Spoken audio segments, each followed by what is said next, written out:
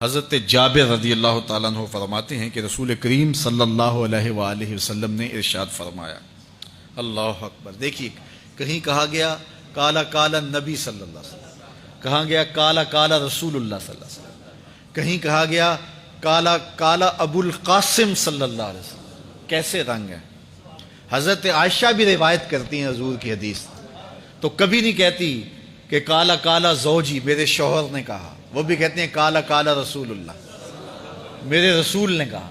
حضرت عباس روایت کرتے ہیں تو کبھی نہیں کہتے کہ میرے بھتیجے نے کہا، وہ بھی کہتے ہیں کالا کالا رسول اللہ صلی اللہ علیہ وسلم۔ اللہ اکبر۔ حضرت علی روایت کرتے ہیں، حضرت علی حضور کے بھائی لگتے ہیں نا، تو کبھی نہیں کہتے کالا کالا اخی، میرے بھائی نے کہا، وہ بھی کہتے ہیں کالا کالا رسول اللہ صلی اللہ علیہ وسلم۔ اللہ اکبر۔ یار رسول کا رشتہ کتنا بڑا رشتہ ہے۔ تو کوئی نہیں کہتا میرے شوہر نے کہا ہے، کوئی نہیں کہتا میرے بھتیجے نے کہا ہے، کوئی نہیں کہتا کہ میرے بھائی نے کہا ہے، سارے کہتے ہیں میرے رسول نے کہا ہے۔ تو یار یہ کتنا بڑا رشتہ ہے، کتنا عظیم رشتہ ہے، تو اس رشتے کے ساتھ فخر ہوتا ہے، ناز ہوتا ہے۔ اللہ اکبر۔ تو یہ کیا کہتے ہیں؟ کالا ابو القاسم، اب یہ کہتے ہیں کالا کالا رسول اللہ صلی اللہ علیہ وسلم۔ رسول کریم صلی اللہ علیہ وسلم نے ارشاد فرمایا، اُرِدَتْ عَلَيَّ النَّارُ، میرے اوپر جہنم کو پیش کیا گیا، میں نے جہنم کا ملاحظہ کیا تو میں نے وہاں ایک عورت کو دیکھا، اس کی ایک بلی تھی، اس بلی کی وجہ سے اس کو میں نے عذاب میں مبتلا دیکھا۔ کیسے بلی کی وجہ سے اس کو عذاب دیا جا رہا تھا؟ اس نے بلی کو باندھا ہوا تھا، قید کیا ہوا تھا، نہ تو اس کو وہ کوئی دودھ دیتی تھی، کوئی اس کو کھانے کے لیے چیز دیتی تھی، اور نہ ہی اس کو چھوڑتی تھی کہ وہ زمین کے کیڑے مکوڑے کھا کے اپنے پیٹ کی آگ بجھا سکے، یہاں تک کہ وہ بلی بھوک کی وجہ سے مر گئی۔ رسول اللہ فرماتے ہیں بلی کی اس مالکہ کو میں نے جہنم کی آگ میں جلستے ہوئے دیکھا۔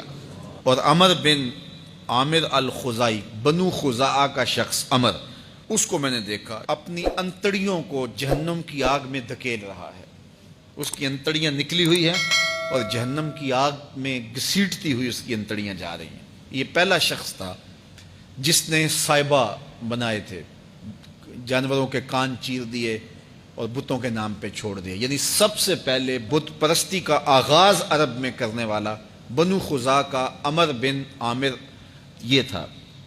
تو اس کو میں نے حضور نے فرمایا دیکھا کہ یہ جہنم کی آگ میں جلس رہا ہے، چونکہ اب جتنے بھی لوگ بت پرستی کریں گے ان سب کا گناہ عمر بن عامر کے نامہ اعمال میں درج ہوگا، ان کو بھی گناہ ملے گا جو بت پرستی کرتے ہیں۔ اور چونکہ ایجاد اس نے کیے تھے، بت اس نے بنائے تھے، تراشے اس نے تھے، پھر اس کے بعد اس نے جانور بتوں کے نام پہ چھوڑے تھے، چڑھاوے چڑھانے کا انداز اختیار کیا تھا، لہٰذا اس کو جو ہے وہ گناہ پہنچتا رہے گا۔ تو کہا میں نے اس کو عذاب میں مبتلا دیکھا۔